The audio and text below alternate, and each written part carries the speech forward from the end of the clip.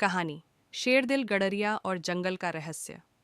बहुत समय पहले हिमालय की वादियों में एक बहादुर गडरिया रहता था जिसका नाम बलराम था। वह अपने भेड़ों के झुंड के साथ जंगलों और पहाड़ों में घूमता था। वह निडर था और उसकी कहानियां दूर दूर तक मशहूर थीं।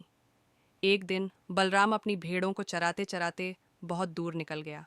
घना जंगल था और धीरे धीरे अंधेरा होने लगा। अचानक उसे किसी के रोने की आवाज़ सुनाई दी।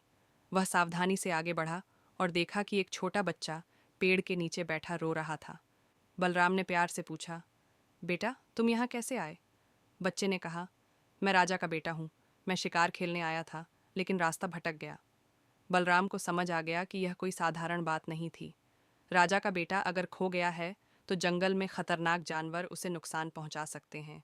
उसने निश्चय किया कि वह राजकुमार को सुरक्षित उसके महल तक पहुंचाएगा। जंगल के रास्ते खतरनाक थे।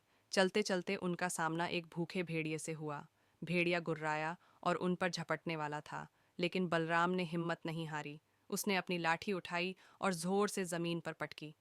भेड़िए को लगा कि कोई बड़ा शिकारी पास है और वह डर कर भाग गया।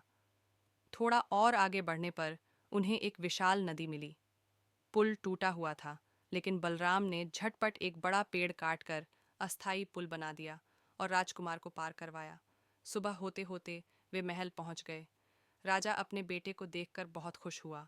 उसने बलराम को गले लगाया और कहा, तुमने मेरी सबसे कीमती चीज़ बचाई है। तुम जो भी इनाम मांगोगे वह तुम्हारा होगा। लेकिन बलराम मुस्कुराया और बोला, मुझे किसी इनाम की ज़रूरत नहीं। मेरी खुशी इसी में है कि मैंने किसी की मदद की।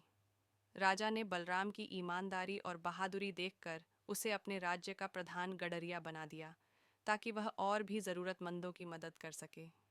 सीख: साहस और भलाई हमेशा विजयी होती है।